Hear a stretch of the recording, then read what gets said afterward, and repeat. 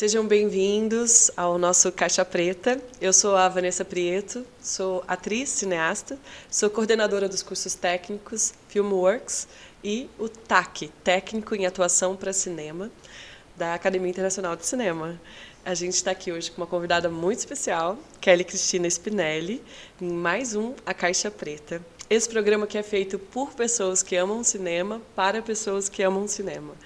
Kelly, muito obrigada por ter aceitado o nosso convite. Obrigada a vocês. Estar aqui super com a gente. Feliz. Que bom, que bom. O nosso papo é super informal, a gente vai conversar sobre filmes, sobre você, sobre sua trajetória. É sempre um momento de muita inspiração para os nossos alunos acompanharem um pouco de como os realizadores chegaram a um lugar de reconhecimento, de receber um prêmio num festival tão importante como é Tudo Verdade. Para apresentar um pouco mais vocês a Kelly, eu vou ler aqui um pouco sobre ela, né? O longa... Desculpa, foi um prêmio no Festival de Gramado. De Gramado? Eu falei, é Tudo Verdade? Falou. Se eles não te deram prêmio, eles erraram. É isso que eu tenho para dizer, pessoal do júri. Vocês estão aí... Gente, está escrito Gramado aqui, tá? Desculpa, eu errei. Eu erro. Acontece. Você podia ter ficado com esse crédito. Mentira! Foi no Festival de Gramado. Então, a Kelly, que não ganhou o Festival de É Tudo Verdade, mas foi um equívoco deles, ganhou o Festival de Gramado, e é justamente o que eu vou ler agora. O longa Um Par para Chamar de Meu, de Kelly Cristina Spinelli, que recebeu o prêmio de melhor documentário no Festival de Cinema de Gramado em 2022. Aborda temas como solidão e sexualidade ao seguir a rotina de sua mãe e de 4 outras mulheres com seus personal dancers. Em ficção, escreveu o drama As Origens, semifinalista do Prêmio Cabiria e selecionado para o Lab Franco-Brasileiro de Roteiros Varilux, e entre outros roteiros premiados. Foi coordenadora de conteúdo pela Bossa Nova Filmes para o programa Como Será, da TV Globo, e pesquisadora de programas do GNT e Nat Geo. Em Buenos Aires, foi produtora da MTV at Movies. Que legal, quanta coisa para a gente começar. Queria justamente falar do seu filme, que é o que está te trazendo ainda mais, né, nesse momento, de ter recebido esse prêmio. Em Gramado, gente. Eu sei, eu errei, em Gramado. Eu queria começar perguntando para você esse limite entre o teu despojamento de trazer uma personagem tão íntima como a própria mãe para um documentário e nesse recorte tão especial, que é olhar para essas mulheres, né, de mais de 60 a mais, podemos falar assim? Ou elas são todas com mais de 70? São todas, acho que atualmente todas têm mais de 70. Na época que você ali, acho que rodou... ainda tinha... uma das entrevistadas, a Regiane, é um pouco mais nova. Sim. Mas por aí, todo mundo... Sim. Todo mundo... Dessas mulheres tão inspiradoras, tão lindas, tão cheias de vida. E eu fiquei encantada, apaixonada pelo seu filme. Quando eu assisti justamente para te conhecer, para conversar. Eu queria sair dançando, queria ter um personal dancer, queria fazer dança de salão. E eu falei, eu quero ser aquela senhora de 90 anos dançando tango lindamente nos bailes. E foi muito inspirador mesmo acompanhar assim, esse recorte e o teu olhar tão generoso, né? Ao mesmo tempo que também expõe muito da história da tua família, da história da tua mãe, da relação, né, da perda do teu pai. Tudo isso é muito... chama na gente uma emoção muito forte, porque a gente percebe que você teve muita coragem, né, de abrir essa porta do teu íntimo, da tua família, das suas perdas, da tua história. Aí eu queria saber para você, assim, o processo de construção do filme, esse limiar, como foi realizar isso tudo? Olha, foi muito interessante, na verdade, até a história com a minha mãe, particularmente, demorou bastante para amadurecer e até para minha mãe se tornar parte do filme, né?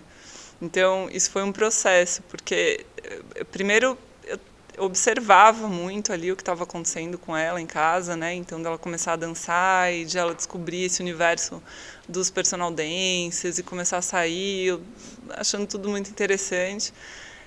Quando ela começou com essa atividade, com a dança, eu acho que eu ainda trabalhava como jornalista, né? Então faz tempo, assim, já faz um tempo. E aí eu observava com essa curiosidade jornalística. Eu pensava, isso renderia, né? Uma matéria, isso renderia. Eu lembro de ter oferecido, ninguém aceitou essa matéria. Eu lembro de ter, inclusive, oferecido para alguns lugares na época. Aí eu fui morar em Buenos Aires, voltei, decidi trabalhar com cinema, e aí fui levantando esse projeto, e eu falei para minha mãe, mãe, eu acho que a gente vai brigar, então eu vou fazer o projeto sem você. Então, por isso, então eu comecei a investigar o universo, frequentar os bailes, comecei a fazer o projeto e levantando outras mulheres que participariam e tal do documentário.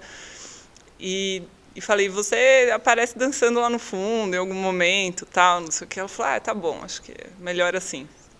E aí, quando realmente, de fato, começou o processo, que eu estava ali mexendo no roteiro, e eu tive uma consultora de roteiro, que é a Carla Gallo, uma super documentarista, a gente conversando, eu falei, Carla, eu acho que minha mãe tinha que estar, porque ela foi a inspiração, né? Eu acho que eu vou tentar conversar com ela. Eu fui e falei, mãe...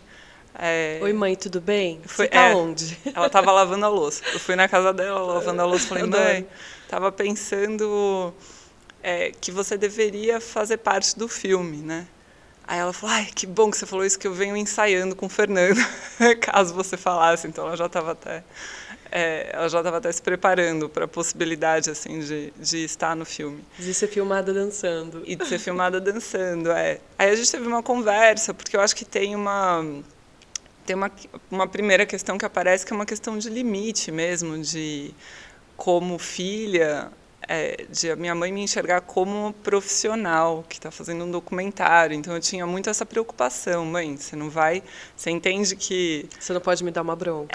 Assim, o material vai ser o que for, o que você, assim, você não vai participar da edição, você não vai. Então eu tive essa conversa com ela, assim, seriamente antes, para ela entender que ela não ia ter um tratamento especial perto das outras mulheres que iam participar e tal.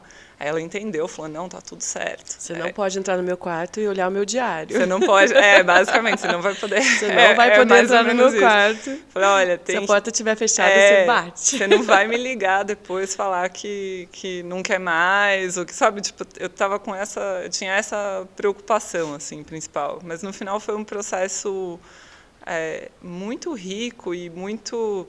Acho que me fez também, uma vez que minha mãe entrou no filme, eu entendi que eu também ia ter que entrar, porque então a razão principal para esse documentário ser feito tinha muito a ver, né, com o meu olhar, tinha muito o meu olhar sobre o que estava acontecendo com a minha mãe. Então, eu acabei entrando também, eu acho que foi uma transformação assim, muito positiva. E a gente não brigou, acabou que foi muito... nos aproximou, sabe? Acho que foi um processo bem interessante também. Que lindo. Eu não consigo imaginar o filme sem ela. Hoje em dia eu também não. Acho que fez toda a diferença, assim. Eu acho que ficou muito mais verdadeiro, porque antes ele era um olhar...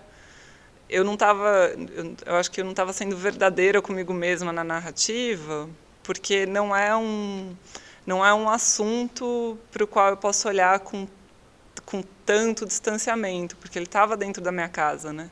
Então, não era algo que eu podia estudar de longe, sabe? Como observar algo que está acontecendo na sociedade que não me diz respeito, de certa forma, né? Então, a partir da hora que ela entrou e que eu decidi que, então, tá bom, então eu também vou precisar entrar e comentar e etc., aí eu acho que ele, de fato, nasceu, sabe, o documentário que ele tinha que ser. Então, fez muita diferença. Nesse formato de se colocar em cena, de se colocar dentro como personagem do teu filme, né? Como também essa personagem observadora, né? Porque, no fundo, também não é sobre mim, né? É sobre elas. Mas eu senti que eu não podia deixar de estar. Então...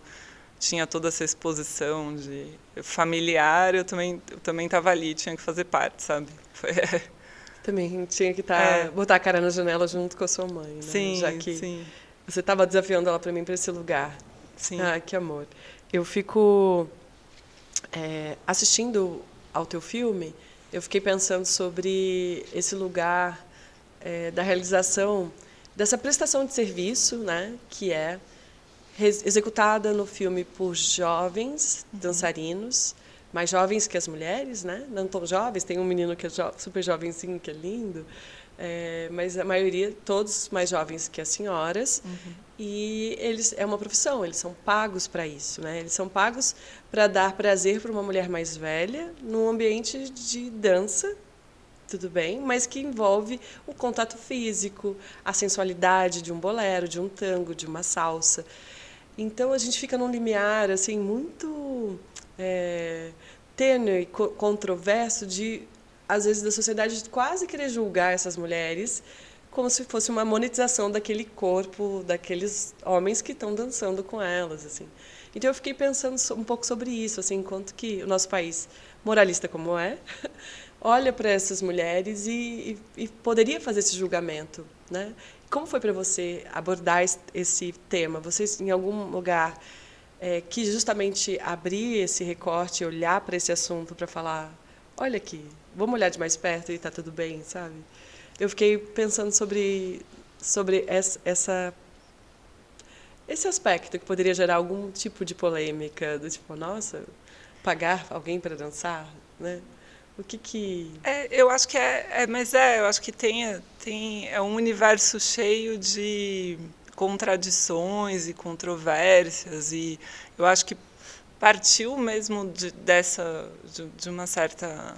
Um estranhamento? Um estranhamento meu mesmo. Nossa, mãe, mas por quê? Vai no baile e dança com alguém. Porque, sabe assim, era uma sensação que eu tinha de não entendo para que precisa, por que precisa pagar alguém, sabe? Então eu comecei a investigar a partir daí. Eu acho que assim, nessa sua pergunta tem vários pontos interessantes assim para a gente discutir. Um é que essa profissão, a profissão do personal dancer, ela antes ela começou com o gênero oposto. Então existia nos Estados Unidos e depois aqui no Brasil mesmo as taxi girls, que eram dançarinas que recebiam por música nos bailes. Então eram os homens que iam no baile e dançavam pagando por música para essas taxi girls. Isso existiu, inclusive, aqui no Brasil. Tinha uns lugares especializados em taxi girls, que acho que tinham dança em avenida, tinham alguns lugares... Essa parte histórica acabou ficando de fora do filme, né? Mas eu acho ela muito interessante, porque começou a acontecer essa mudança de gênero dos anos 90, 2000 para cá. E aí eu acho que tem uma coisa sobre a dança, porque o personal dancer, ele é como um personal trainer. Sim. Então, existe uma coisa sobre atividades com o corpo que fazem sempre as pessoas caírem para esse lado de pensar na sensualidade, de pensar, sabe? Porque existe isso, mas é uma profissão, ele está dando aula de dança, sabe? Assim, o personal dancer ele está ensinando a dançar. Inclusive, eles têm uma formação extensa, sabe? Para você conseguir dançar todos os ritmos, a pessoa fica 4, 5 anos estudando. Sim. Então, eu acho que, assim, em primeiro lugar tem isso, tem um lugar de muito respeito.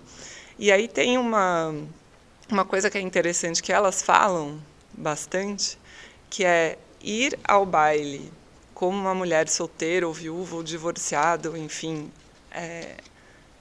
na casa dos 60, 70 anos, quando você vai a um baile que não tem personal dancer, normalmente você vai lidar com senhores que estão tentando arrumar uma namorada no baile e não só dançar. Então, elas, inclusive, relatam muito o oposto dessa sensação de que não sei, de que exista algum tipo de contato diferente, ou sei lá, de que esse pagamento seja um pagamento por um serviço sexual, de alguma forma. Então, elas relatam até o oposto. Bom, quando eu vou sozinha num baile que não tem o personal dancer, aí eu sinto que tem os senhores que beberam demais, que chegam encoxando para dançar comigo e tal, que não é o que acontece quando eu estou saindo com esse profissional. Mas eu acho que tem uma camada principal para mim, que é uma camada da companhia mesmo, né? Esse lugar da mulher mais velha que não tem direito à vida social se ela não está acompanhada. Então, em geral, são mulheres que não vão nem ao cinema sozinhas, elas não fazem nada sozinhas. Então, não viajam sozinhas, elas cresceram entendendo e foram criadas entendendo que você precisa de companhia para tudo, né? E aí, eu acho que o personal dancer representa muito essa companhia, além da dança, e aí é uma companhia que eu acho que tem isso, tem afetos, então você ouve desde a história de realmente alguém que se apaixonou, um casal que se formou, até grandes amizades que nascem disso. E aí, eu acho que em relação a ser a profissão, eu não vejo grande problema, porque eles realmente são professores de dança, sim, né? Então, eles estão fazendo uma aula de dança no baile, né? Digamos, sim, assim. Eu acho que cai um pouco nessa coisa de um certo preconceito social que existe ao redor da dança, né? Que é uma do corpo, né? Do corpo, de tudo erótico, que é o corpo. Né? É porque a dança ela também emula, sim, movimentos sexuais ou movimentos, sim, de sedução. Sim. Então é natural que a gente olhe para a dança, porque ela também traz esse lugar do eros muito forte. Então, sim, algumas danças são extremamente eróticas, outras menos, mas sempre existe a tensão, sim, uma tensão sexual entre os pares, quando enfim, e a dança... Nesse sentido, até essa recuperação de um erotismo delas. Que é lindo, que elas isso que me encanta. Vão mudando do guarda-roupa, sim, o tipo de roupa que elas usam.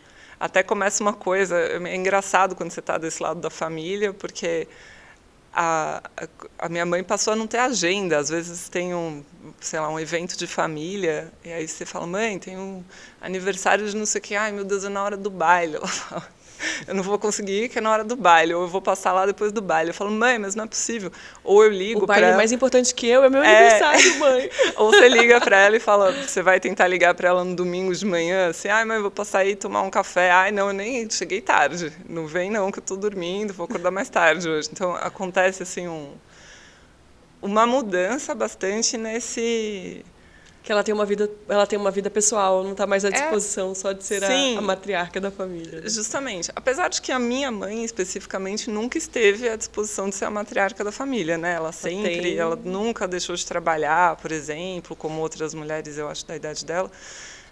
Que bom. Sempre teve 2 empregos, tal. Mas o que eu vi de muito diferente, uhum, é que depois do falecimento do meu pai, a minha mãe teve um período de entender que a vida dela acabou junto. Então era assim, é a vez de vocês, agora é vocês que tem que fazer. E eu e a minha irmã, a gente ficava muito, não, mãe, vai fazer um curso, vai fazer alguma coisa, né? Ela tinha uma depressão, assim, não. Sim, um luto, né? Um luto que era assim definitivo. Agora eu não. Acabou. Então a minha vida foi, eu não. Eu falava, mãe, não é possível, assim, você ficou viúva muito nova, né? Minha mãe tinha 40 e poucos anos quando meu pai morreu. Então, assim, a sensação de que como que a sua vida acabou ali, né? E eu acho que para ela também a viuvez, na época, assim, não sei, hoje em dia não acho que seria a mesma coisa, né? Mas na época ela sentiu muita dificuldade de ter uma vida social, inclusive com amigos que ela frequentava antes, né? Então, com casais de amigos que deixam de convidar a partir da hora que tá só ela. E aí ela sentia, será que eu sou uma ameaça na vida? O que está acontecendo? Será que eu sou uma ameaça na vida dos outros casais? Será que... E se sentia um pouco deslocada, entendeu? Nesse sentido também era difícil. Eu falava, mãe, vai fazer... Então entra num curso que você faz novos amigos.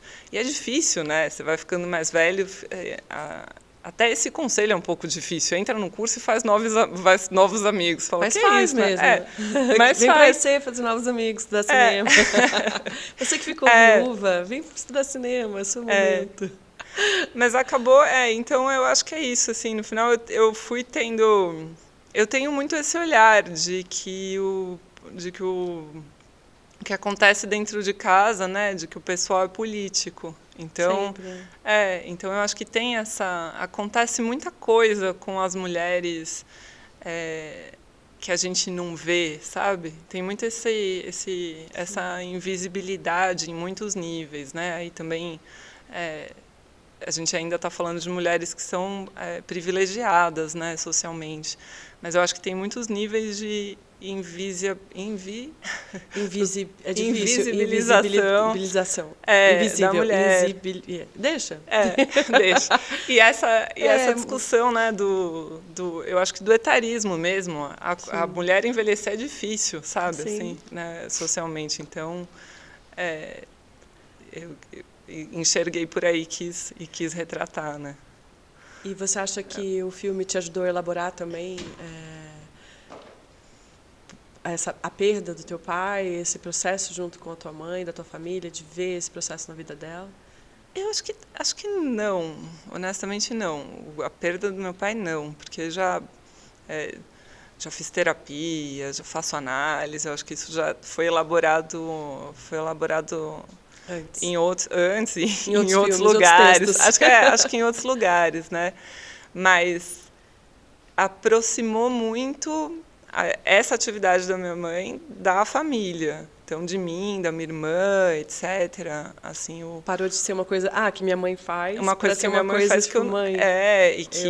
Sim, eu conheci o Fernando no dia de filmar. Eu nunca tinha conhecido, ela já dançava com o Fernando há uns 4, 5 anos, mas é a vida paralela da minha mãe, entendeu? E de repente eu acho que isso trouxe essa integração, eu consegui entender mais e até entender os diferentes pontos de vista, porque você vê que as mulheres também não são iguais e não estão buscando a mesma coisa, né? Então tem a mulher que quer ser a profissional da dança na terceira idade, como tem a que está tentando se divertir, sabe? Eu acho que elas buscam coisas diferentes, e isso foi interessante também para mim, de entender as diferentes motivações das mulheres. Foi difícil ganhar a confiança delas? Como você tinha alguma estratégia? Você simplesmente... Quanto tempo antes você conversou, você não conversou? Então, isso foi interessante porque, na verdade, esse filme foi feito eu ganhei um edital, né, do PROAC, eu e a produtora, foi a Olé Produções. Eu ganhei um edital do PROAC em 2019, logo antes da pandemia. E aí começou a pandemia e o documentário ficou parado. Então, foi um longo período de ficar vendo e revendo o roteiro. Foi interessante nesse sentido, né, de ter um tempo de poder maturar e pensar melhor como que a gente ia fazer. Mas as mulheres da dança, elas são muito abertas, elas adoram conversar e elas estão acostumadas, assim, existe um costume de quando elas saem para dançar, de vídeos, fotos que elas tiram e postam no Facebook. Então, tem uma coisa elas já são bastante vaidosas e abertas, assim. Então, nesse sentido, elas não têm vergonha de dançar mas também a gente fez questão de filmar, especialmente as diárias que eram nas casas delas, a gente filmou sempre com uma equipe feminina. E isso eu senti uma grande diferença, assim, uma vez que precisou ir um técnico de som, um homem, eu sentia que era... Porque aí elas estavam se trocando, porque aí elas estavam conversando coisas íntimas que elas ficam à vontade conversando com a equipe feminina e não ficavam na frente de um homem, sabe? Então, acho que isso fez diferença. Mas elas adoram conversar e contar da vida e dançar para a câmera, quantas vezes você pedir. Algumas delas têm muito mais energia do que eu, assim. Você vai num baile e elas não sentam. É muito impressionante, assim. É muito impressionante mesmo. Ai, que engraçado. Como que os seus personagens reagiram a essa exposição do filme e após, né, ganhar o prêmio de melhor documentário no Festival de Gramado? Como que as personagens reagiram? Como foi o momento de dar notícia, de contar sobre isso? Então, A primeira exibição para elas, como foi? Então, a maior parte delas viu, assim, quando o filme foi selecionado para o Festival de Gramado, teve uma exibição online, né, pelo Canal Brasil, que fazia parte do festival. Então, eu acho que a maior parte de todas elas e eles, né, dos pares, conseguiu assistir nesse momento. Aí elas me ligaram e tô torcendo, acendi vela para o filme ganhar, para o filme ganhar lá o festival, etc. Eu acho que todos gostaram bastante, assim, pelo menos do que chegou até mim. Eu sempre tive essa preocupação que você mesma levantou, que era e tentei conversar com elas sempre sobre, olha, pode ser que para algumas pessoas, não sei o quanto vocês estão, o quanto vocês entendem que para algumas pessoas a atividade de sair com personal dancer pode ser julgada mal. Aí vocês entendem isso? Pode ser que pessoas vejam de um jeito negativo, né? Então é importante saber. E aí, em geral, elas me respondem que já tiveram que passar por isso, que na família alguém já não gostou, que algum filho não gosta, que não sei quem não fala mais com elas. Então já tem Elas já esperaram, já né? tiveram que lidar, já tiveram que assumir isso. Sim. Dentro da família parece ser mais difícil. Sim. Do que fora. Então ter que passar por isso dentro da família já foi suficiente para elas, assim, imporem, né? Isso eu faço, essa é a minha vida, é assim que eu vivo, então acho que tem elas já conquistaram um direito de não se importar tanto com a opinião do outro, né? Sim. Que bom, sim. Porque vira um exemplo também pra gente de como aproveitar. O seu filme é muito político, por causa, especialmente também disso. Eu acho que de ver mulheres mais velhas tendo prazer com o próprio corpo, que é dançar, que é uma forma de prazer com o próprio corpo, que faz bem para o espírito, que provavelmente tirou elas de uma depressão, que deu motivo para existir, né? Que deu convívio social. É tão bonito, é tão importante, né? Eu acredito muito que a felicidade mora no corpo. Então, acho que eu fiquei extremamente conectada, assim, porque eu também amo dançar. E me identifiquei nesse lugar, assim, eu quero ser aquela senhorinha de verdade, assim, de voltar a dançar, de ter esse momento, assim. Então, o teu filme, apesar dele não ser nada panfletário, ele é muito político. Você tentou se manter isento de alguma forma ou você simplesmente quis mostrar sem ter uma opinião explícita, você só abriu o assunto para observar?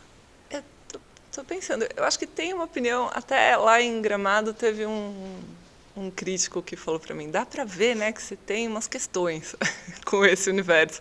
Aí eu falei, dá, né? Eu acho que surgiu disso. Existe sempre existiu para mim, acho que é uma visão, talvez, da pessoa da minha idade. Eu tenho 39 anos, também não sou tão nova, mas existe essa visão, para mim, impregnada de que, não entendo, eu acho que na sociedade ideal todo mundo só sai para dançar e tudo bem. Eu não entendo muito por que precisa existir o baile específico. Eu continuo achando, eu entendi a partir do ponto de vista delas, né?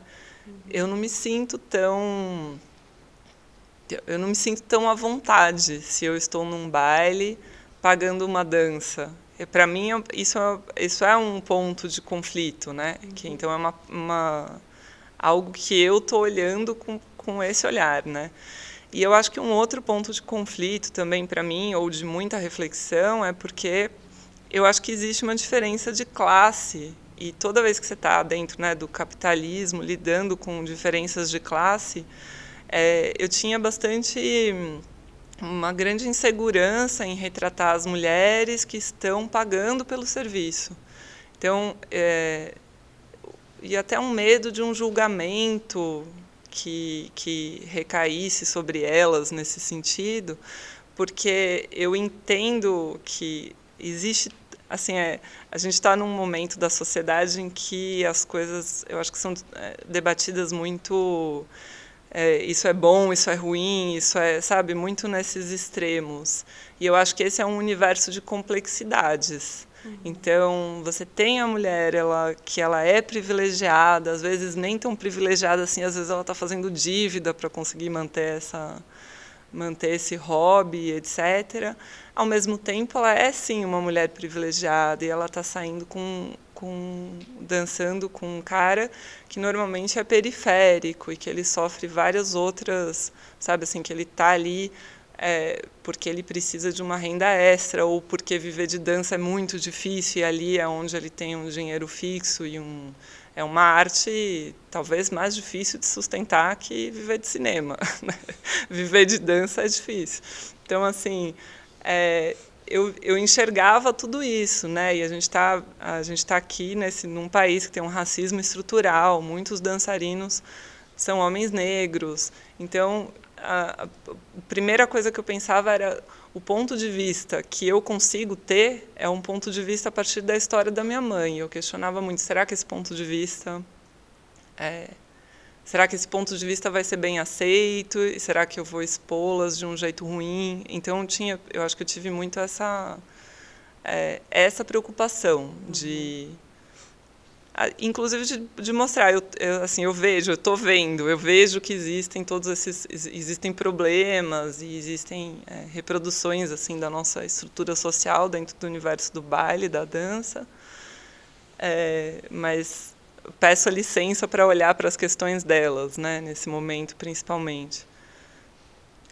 E você, dentro dessa administração assim dos teus talentos, né, como jornalista, editora, diretora, roteirista e dentro do teu processo de escrita, pensando que a edição é a última escrita do filme, quanto que você roteirizou, o que você sabia, o que você queria das cenas?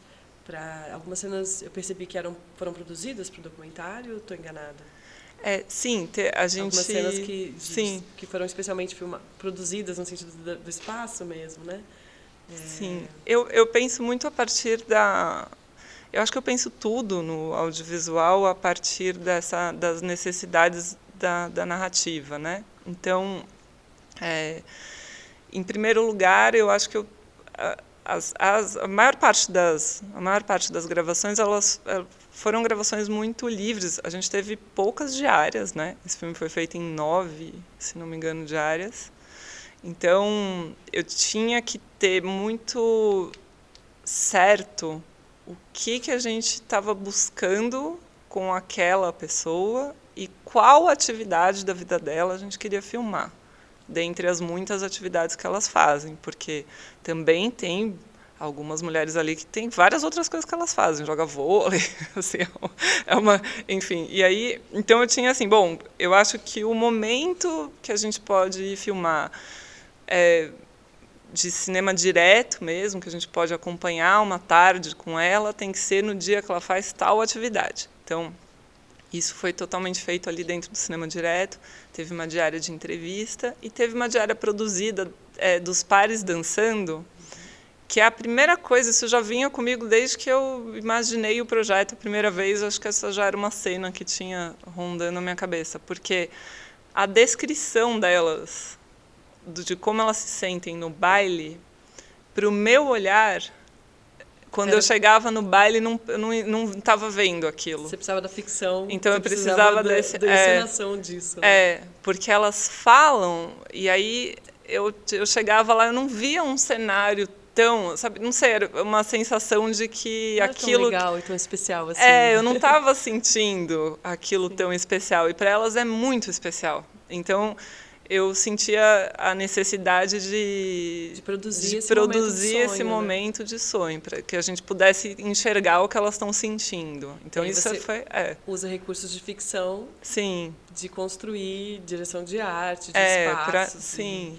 E pra gente e ter elas se arrumando. Sim, porque aí muito a gente legal. foi nesse lugar mesmo do sonho. Então aqui a gente está... E elas falam muito isso, assim, de que é um teatro, que eu me sinto fazendo um teatro, que eu me sinto dançando até com outra pessoa, que eu me sinto... Tem muito essa esse lugar do sonho está muito presente no discurso delas também, né? Sim. Então, nesse sentido, eu acho que, como eu já frequentei os bailes, já conversava muito com a minha mãe, já tinha ido conhecer todas elas antes, né, da pandemia e tudo, até a gente teve personagem que mudou ao longo desse processo, porque parou de dançar, não voltou mais a dançar. Então, teve essa questão. Mas, então, não foi um filme... Eu já tinha muita informação, né? Quando a gente foi fazer o documentário. Eu já tinha muito claro até que papel elas representavam dentro do filme, quem que elas eram, cada uma e tal. Então, isso facilitou, até para a gente ter tão pouca diária, né? Então, facilitou para não errar, né? Para a gente conseguir. Ficou essa mistura. E como que você pensou, assim, dentro do teu filme, desse processo de misturar, né, essas partes que são mais produzidas com as partes que são de cinema direto? Eu acho que você tem um filme que é documental, que tem esses poucos momentos de recursos, né, de narrativos de ficção, de encenar uns momentos, mas você não entende seu filme como um filme híbrido. Eu acho que não. Também porque, não, ele é bem documental, só né? Pra gente conversar. Sim. Eu também acho que não. Acho que não. Porque não teve nenhum momento, por exemplo, do dia a dia delas, elas estavam encenando algo. Sim. Ou elas nunca atuaram. Sim. Até essas danças produzidas, elas não eram coreografadas. A gente ligava a música lá, elas dançavam. Então, não teve sempre uma... Eu acho que ele é muito documental mesmo, mas foi a parte de documentar o sentimento, né? Sim, a experiência. Que precisou, foi isso. De conseguir construir. Sim. E já que a gente tocou nesse assunto de ficção, mudando um pouco para esse lugar, como está o teu projeto de filme? Você está desenvolvendo um longa de ficção, certo? Sim, depois... Eu sempre escrevi ficção também, né? Eu na verdade, assim, quando eu era criança, eu queria ser escritora, né? A principal, assim, o encantamento era sempre com os livros. Uma leitora voraz e, nossa, eu queria ser escritora. E aí eu escrevia umas coisas, tinha umas histórias em quadrinho até que eu fazia. Então, assim, a ficção sempre teve um lugar. Eu fui fazer jornalismo muito com uma cabeça de que era como eu podia escrever e ganhar dinheiro para me manter. Então eu fui fazer letras parecia muito distante, né? Eu falava de letras, eu não imagina, eu vou ficar escrevendo romance, como que eu vou me manter, né? Tinha muito esse pensamento, assim, quando... Você tem livro publicado? Não tenho, não. Até escrevi na época da faculdade um livro reportagem com 2 colegas. Era sobre as meninas da FEBEM e tal, mas então, assim, o jornalismo, onde ele me prendia, era sempre nessa... eu aprendi muito, assim, muito no jornalismo. Eu amei ter feito essa faculdade e a experiência que eu tive, eu acho que me ajuda muito em muitas coisas do audiovisual, desde fazer projeto, vender projeto. Tem muita coisa que vem de uma prática jornalística, assim, que foi muito importante para mim. Mas o jornalismo me prendia nessa coisa da criação mesmo, que você fala, eu quero poder escrever uma coisa que não está, você tem a escrita criativa, né? A escrita criativa. Eu ficava lá no jornalismo, eu posso fazer um perfil, que daí é um perfil narrativo, que tal, mas eu nunca conseguia chegar no lugar da ficção, né? E aí... Então eu escrevia curtas, né? Já estava fazendo algumas coisas assim e em determinado momento eu me encantei com a história da Niede Guidon, que é arqueóloga, e falei, eu vou fazer uma biografia, então, que daí é uma ficção baseada numa história real, né? E fiquei com esse projeto assim anos com medo de mandar um e-mail para ela falar que não. Então eu estava assim, peraí que eu vou me desenvolver mais, vou ganhar mais coisas, vou fazer mais curso, aí eu vou mandar um e-mail. Aí um dia eu mandei um e-mail para ela, falei, Niede, eu estou querendo fazer um filme e tal sobre a sua vida. Aí ela respondeu imediatamente, quando você vem? Eu falei, que não amor. acredito. Aí eu fui. Eu tô há 10 anos sofrendo. Eu tô aqui sofrendo. Eu fui fazer mestrado para poder ligar para você. Doutorado para te mandar um e-mail. Todos os e-mails, todos os meus e-mails, trocas de e-mail com o Unied, e já ouvi falar de outras pessoas que têm a mesma experiência. Eu escrevo uma bíblia, são 5, 6 parágrafos explicando tudo que eu estou precisando, o que está acontecendo e tal, e ela responde sim, não, obrigado. É muito. Ela responde sempre em uma frase. Monossilábica. Apareceu no WhatsApp, ok. Ok, valeu. Coração. E aí, emojis. Eu fui para lá,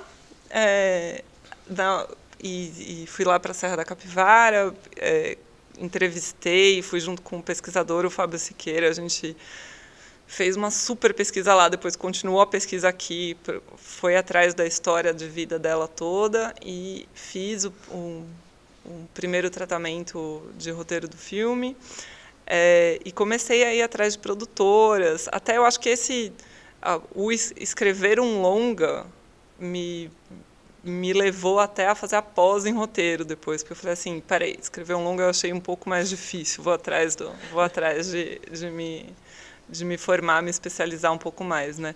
Mas escrevi o longa e ele foi bem, foi selecionado para laboratório e foi semifinalista do prêmio, e aí comecei a conversar com produtoras e tal, e no meio desse processo eu fiquei sabendo que a Malu Gali, a atriz, também tinha um projeto com a Nied. Ela queria fazer uma série, né?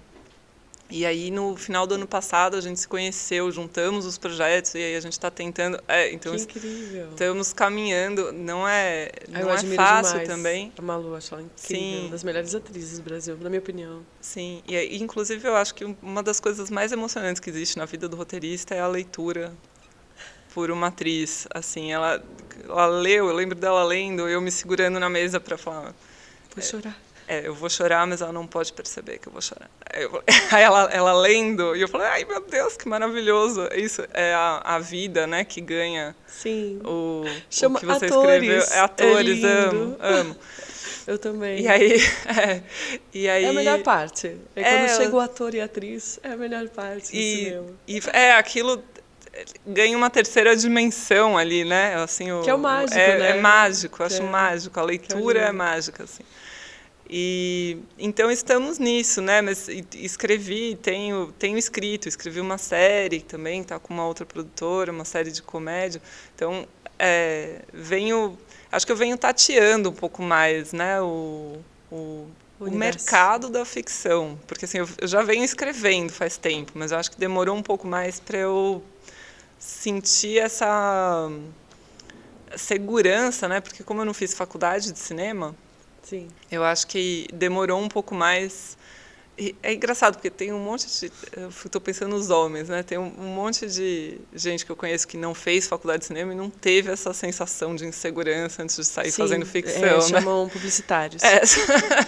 Chamam publicitários. Publicitários, sim. Vamos dar nomes a eles. Chamam publicitários. Eles fazem publicidade, dirigem o curta e são cineastas. A então, gente se forma em cinema, dirige 3 longas e não tem coragem de falar que é cineasta. É síndrome de impostora, né, amiga? Isso. A gente foi criado achando que a gente não é capaz, que só eles são. Nossa, eu demorei muito tempo para dizer, inclusive, eu já tinha, assim, eu tinha uns 5, 6, 7 roteiros para eu falar, eu sou roteirista. Eu demorei bastante tempo para assumir os títulos, assim. Sim. Eu acho que é uma coisa que demora, né? Mas assim, Então, você menina que está em casa assistindo esse videocast aqui comigo e Kelly, não demore para falar que você é algo, porque você provavelmente já é, e o boy que está do seu lado nem é e fala que é. E fala que é, e tá aí. Foge dessa síndrome de impostora, tenha trabalhando. Coragem. E conta com a gente, que a gente vai ficar do seu lado. Mas assim, eu gosto muito dessa... Eu até fiquei feliz quando eu vi alguns dos episódios aqui do podcast, e é muito legal ver a experiência, como a experiência das pessoas também é diversa, né? Porque quando você conversa no mercado, sim, eu acho que uma coisa que se diz muito é assim, você precisa decidir se você vai fazer isso, ou vai fazer aquilo, ou se é série, ou se é longa, ou se é documentário. E eu falo, mas não faz nenhum sentido, porque o projeto meio que me diz, assim, esse projeto tem que ser um documentário, esse projeto aqui tem que ser um filme, tem que ser uma biografia, tem que ser um podcast. Então, Você viu Dalina? Ela é uma, sim, ela é uma grande ela fala inspiração. assim, é a história que vai te dizer. A história que fala. O assunto, o que você quer fazer, né? Sim. E eu sempre difícil. senti assim, isso tem que ser tal coisa. E aí eu acho que a gente, no fundo, nós somos contadores de histórias, né? Sim. E aí a história, assim, existem plataformas onde você conta essa história, sim, basicamente, né? Eu sei que esse videocast não é sobre mim, mas eu quero te contar isso aqui, que talvez sirva para alguém também. Eu tenho uma história na minha vida, tenho duas, na real. Mas, assim, eu tenho uma história que se chama O Silêncio em Apuros, que eu escrevi primeiro uma peça, aí eu ganhei o Nascente na USP e montei esse espetáculo. Aí eu queria fazer o filme, mas para fazer o filme, eu achava que eu tinha que primeiro fazer um livro. Aí eu fiz o livro. Só que quando eu fui fazer o livro, eu percebi que eu precisava me desapegar do que tinha sido a peça. E aí a história mudou por completo. E virou uma nova história. E aí eu ganhei o fundo setorial para adaptar esse livro para roteiro audiovisual de animação. Fui sentar para escrever o roteiro. E aí eu tive que desapegar da versão do livro e escrever uma nova versão da história. A premissa é sempre a mesma. O Silêncio é um personagem que está correndo risco de vida porque os humanos não param de fazer barulho. É para criança. Mas cada linguagem, pelas suas especificidades, me deixava limitada, sim, ou não, ou me abria novas possibilidades da história ir para outro lugar. Sim. Então, a minha experiência é de ter uma história, que é a minha paixão, e de como ela ia se transformando em cada linguagem. E aí, por acaso, eu publiquei o livro, né? Por acaso, né? Mas eu publiquei o livro e eu me inscrevi no Prêmio Jabuti. E eu fui finalista. Só que eu nunca tinha escrito nenhum livro na minha vida. Eu nunca me imaginei escritora. Porque eu tenho uma leve dislexia. E eu falei, mas jamais que eu vou escrever qualquer coisa na minha vida. Então, para vocês também, meninas, que têm essa insegurança, assim, né? A gente pode se surpreender muito no processo de se desenvolver, de pesquisar, né? E de ter coragem de se colocar no mercado e falando, poxa, eu quero fazer isso aqui é importante para mim. Me contar essa história me motiva, me desafia. E aí, por que eu estou lembrando disso? Porque você falou que você não se sentia preparada, né? E é quase aquela imagem de dar o passo e puxar a perna, né? Às vezes a gente, não está preparado realmente, mas você vai ficando preparado. Você vai justamente... Sim. Eu quero fazer isso, como é que eu faço? Não sei, vai aprendendo aí. Que é um processo que a gente faz muito aqui na escola também. Eu acabei de repetir isso no podcast, no videocast anterior, que é isso, assim, a gente também lança o desafio e vai aprendendo a fazer durante, né? Sim. Eu acho que eu sempre tive esse mix de... Eu vou metendo as caras, né? Realmente. Eu vou, então, olha, edital, deixa eu ver o que é isso. Eu vou me inscrever. Então, eu sempre fiz isso, né? Eu sempre tive essa... Cara de pau, coragem, cara de pau, desejo. Chega a ser uma falta de noção mesmo. Você vai e você fala, bom, pronto, ganhei um edital. A primeira vez que eu ganhei um edital, eu não sabia nem exatamente o que era dirigir. Eu falei, e agora? Tem um dinheiro que vai cair na minha conta. Então, assim, eu acho que é um misto, né? Você vai lidando com... E também eu acho que tem uma coisa sobre mulheres que é essa sensação de que você tem que fazer as coisas perfeitas, né? Então...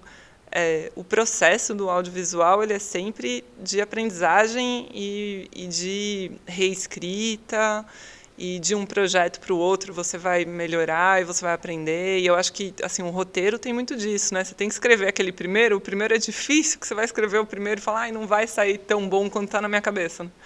E aí depois você vai lapidando e mexendo. Então acho que a coragem primordial, assim, de escrever o roteiro é essa de... Começar. De aceitar que aquilo que você escreveu não vai ser tão brilhante quanto o que estava na sua cabeça. Porque você está imaginando uma coisa, aí na hora de escrever você faz, deixa eu mexer, aí você entra num outro, eu acho... num outro lugar, que é esse lugar de... Tá tudo bem se o que você escreve a primeira vez... Não é tão bom. Não nunca nada que você escreve a primeira vez é tão bom. Todos os roteiros depois você tem... Sempre tem aquela história, uma ou outra no mercado. escreveu o longa que ganhou o Oscar em 10 dias. Sempre tem essa história, né? Mas a imensa maioria dos projetos... Você acredita? A imensa maioria dos projetos é um retrabalho, né? Uma reescrita e tal. Então... A primeira vez que você põe no papel, eu acho que ela é Você vence o medo, né? E aí, dali em diante, fica tudo mais fácil. E também porque... Tá tudo bem. Também porque escrever é reescrever, né? Sim. E uma das coisas que eu comento, a gente faz muitos filmes nessa escola, né? Em cada semestre a gente faz 30 curtas, por baixo, assim. E então a gente está toda hora lidando com ideias, com histórias dos alunos. E a gente brinca, fala assim, calma. Quando o bebê nasce, né, o roteiro, a história, a premissa, o argumento, sei lá, às vezes o nariz nasceu no umbigo, você puxa, ele vai botando no nariz. A orelha está ali, você vai para cá. Você vai formar o seu bebezinho até que ele... Então, assim, cuidado com as devolutivas iniciais. Assim, quando né, o aluno está começando a ter uma ideia, você não pode falar, não, se o nariz está no umbigo, não pode. Deixa o nariz ficar no umbigo, daqui a pouco você fala, puxa o nariz para cima um pouquinho. Sim. Que talvez, ou não, ou tipo, vai ser um filme que o nariz é no umbigo e esse é o teu filme porque isso te representa, essa é a sua essência, assim. Eu acho que o que é bonito da gente trabalhar com arte, com pessoas e com educação, e para mim, assim, o que eu tento fazer, assim, pensando que eu tive grandes mestres que eu sou muito grata, é também de tentar respeitar, tentar rapidamente identificar qual é a essência dessa pessoa que está ali. O que tem ali naquela pessoinha que está aqui como aluno, que às vezes é uma pessoinha de 80 anos, tá? Que a gente tem aqui alunos com mais 70. Mas qual é a essência daquela pessoa e como que a gente faz para lapidar essa essência, dar ferramentas para essa pessoa se expressar, sem tentar enquadrar ela numa coisa que é o que eu acredito, é o que eu gosto, né? Então, sim, o ou que eu até acho o certo, que o mercado, tipo de né? cinema que a gente quer, sabe? Sim. Então, acho que esse processo também de encontrar a sua própria essência, primeiro dos assuntos, né, que você quer olhar para o mundo e falar. E eu costumo dizer para eles assim, procure sempre aquilo que te apaixona ou aquilo que te ira, porque nunca vai te faltar motivação. E eu acho que você, no teu filme, encontrou uma coisa que te apaixona, que é ver essas mulheres voltando à vida e ver tua mãe renascer. Olha quão especial é isso, ó, também bati. Quão especial é isso, né? Ver sua mãe voltar a querer ter vida. Sim. Porque ela dança, isso te apaixona e te ira. Porque por que essas mulheres são julgadas? Por que esses homens são, né, estão a serviço de mulheres brancas, numa função, né, de prestação de serviços, né? Sim. Por que novamente a gente está nesse lugar? Então, é tanta coisa, né? Eu acho que é por isso que... eu acho que os projetos ficam com a gente muito tempo, né? Tem alguns que saem acho que mais rápido do que outros, mas eu sou muito, muito apaixonada pelos meus projetos. É uma coisa assim que eu vou carregando, que você fala, não, isso vai sair. Então são assim, eu acho que é um bom conselho mesmo, porque seja teimosa. Nesse sentido, teima que dá. Você tem que teimar. Mas eu acho também que tem uma coisa disso que você falou, que tem uma... Às vezes a gente demora um pouco para encontrar exatamente qual função você gosta de realizar nesse processo de fazer filme, por exemplo, no processo de fazer série, no processo... Eu acho que demora um pouco, né? Talvez não tanto para quem já saia de uma faculdade de cinema, ou, enfim, ou que já saia de um curso, mas eu acho que demora um pouco para você entender que eu sou boa e gosto de fazer, por exemplo, eu adoro edição, mas demorou um pouco para eu entender que eu não sou editora. Eu consigo, aprendi a editar. Fiz até um curso, acho que eu fiz um curso aqui da IC. Olha só, você que está em casa, vem para a IC. Sim. Você pode falar para aquela câmera ali que você amou o curso da IC, que adorei, mudou sua foi vida? Ótimo. Obrigada, gente. Eu acho que eu fiz online até, estou tentando me lembrar, já faz uns anos, mas assim... Então, teve um momento que eu questionei, será que eu devia ser montadora? Então, porque você vai tateando, né? A minha escola de cinema foi meio a vida. Começa a trabalhar com pesquisa, aí produção, aí roteiro, aí então vai dirigir, aí trabalha na pós. Então, eu fui passando por várias áreas, né, do audiovisual, e em determinado momento eu falei assim, eu gosto muito da edição, será que eu devia ser editora? E aí eu acho que às vezes tem essa crise de identidade, né? Porque você é escritora, e edição é escrever. Sim. Eu acho que o meu lugar, no fundo, é da direção criativa, artística, enfim, eu acho que para mim, o processo completo é muito interessante. Eu adoro acompanhar um projeto do começo ao fim, né? Da concepção até a execução. E às vezes eu posso estar dirigindo, às vezes eu posso estar escrevendo, mas às vezes eu posso não estar fazendo nada disso e só supervisionando o processo, que é uma coisa que eu já fiz bastante. Mas é interessante como, às vezes, esse papel, como ele não... Quando eu comecei nas produtoras, como esse papel da direção criativa não existia muito, você fica meio, não, então eu tenho que ser montadora, então o que eu tenho que fazer? Qual que é a minha função aqui, né? Eu acho que isso às vezes demora quando... E tem essas funções de status, né? Dirigir. Todo mundo entra na faculdade de cinema e acha que quer dirigir. E aí eu acho que você vai encontrando o seu lugar. Qual que é o meu lugar nesse sistema, sabe? Eu acho isso uma coisa importante de descobrir. E isso é uma coisa importante. E a outra eu acho que é a de entender que tem os projetos pessoais, esses projetos são lindos, maravilhosos, te movem, e tem o ganha-pão. Você precisa se enxergar como profissional do mercado. Eu acho que a gente não pode se enxergar só como artista, porque existe um... A não ser que você seja um herdeiro de banco. Claro, e aí sim, aí fica tranquilo, aí você fica é só no lugar da arte, eu estou explorando linguagem. Nada contra a arte do Walter Salles, tá? É só uma sim, piadinha é só uma invejosa. Só uma piadinha, mas é isso, eu acho que existe um problema, assim, uma questão do mercado que não é talvez tão maduro, que tem muita dificuldade, né? As pessoas se perguntam muito, né? Como que entra, como que eu começo a fazer tal coisa. E eu acho que às vezes eu vejo uma galera que está focada muito que, assim, eu tenho que fazer esse projeto, porque esse projeto aqui vai mudar a minha vida, e aí eu vou vender para não sei aonde, aí eu vou... mas assim, o portfólio pode ser também trabalhando no projeto das outras pessoas, e eu acho que tem muito quando você começa a se enxergar mesmo como profissional do audiovisual, que você vai fazer diferentes tipos de projetos, de diferentes temas, com diferentes pessoas, e tem aqui a sua carreira que você está ao mesmo tempo construindo, né? Ali os teus projetos artísticos. Os seus projetos artísticos, pessoais.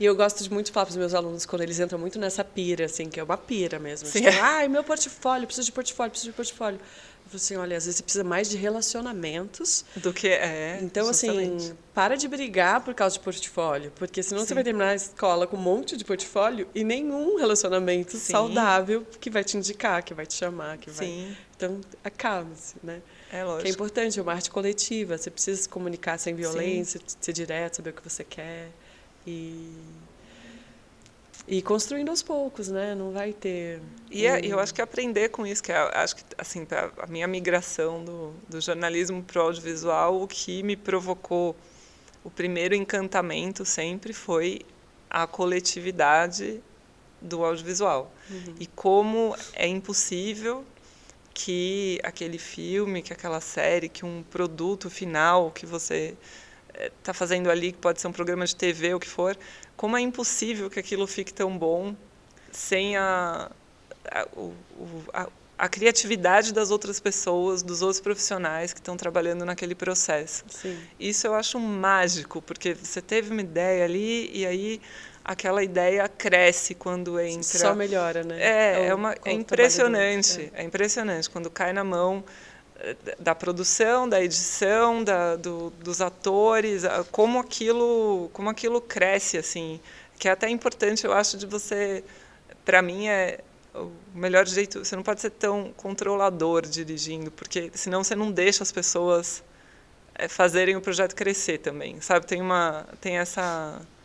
É muito bonito o que a pessoa do som traz, o que elas trazem, sabe? É uma coisa que floresce, assim, e é muito bonito. Eu costumo falar para os meus alunos que dirigir é o seguinte: você contrata pessoas excelentes, faz o mínimo possível para não atrapalhar e fica com todos os créditos.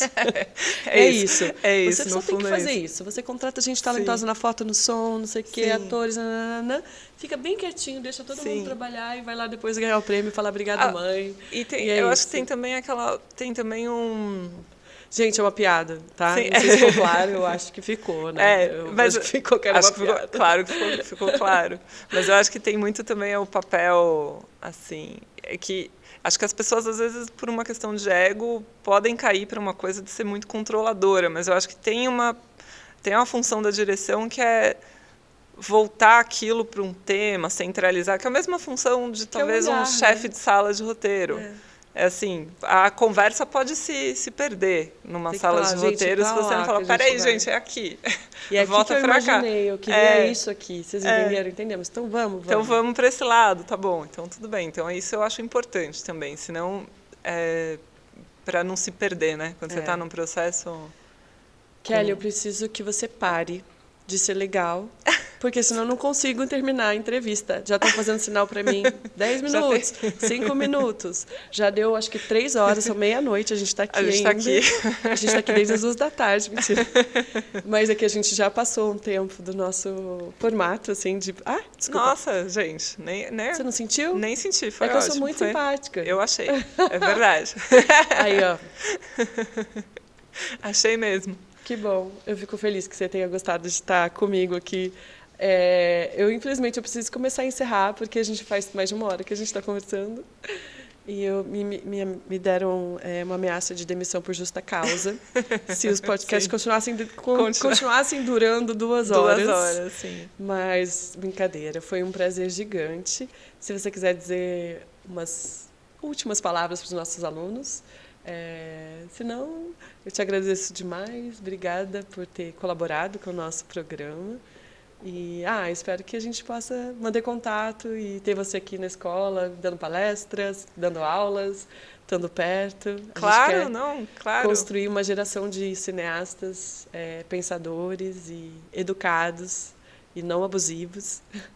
Eu quero dizer isso, que acreditem acreditem nesse trabalho coletivo e acreditem na sua expressão criativa, sabe? Tente se encontrar e eu acho que principalmente sejam curiosos com tudo na vida, porque eu acho que é das diferentes coisas que você faz e que você frequenta que vem a inspiração para os seus projetos, assim, né? Olha para sua mãe, olha dentro de casa o que está acontecendo, olha para os lugares onde você não olha sempre, que não é só o hype ali do próprio cinema, sabe, do audiovisual. Eu acho que é ali que estão as pérolas que a gente pode investigar e, enfim, e produzir e vamos contar a história, gente, é muito importante, eu acho.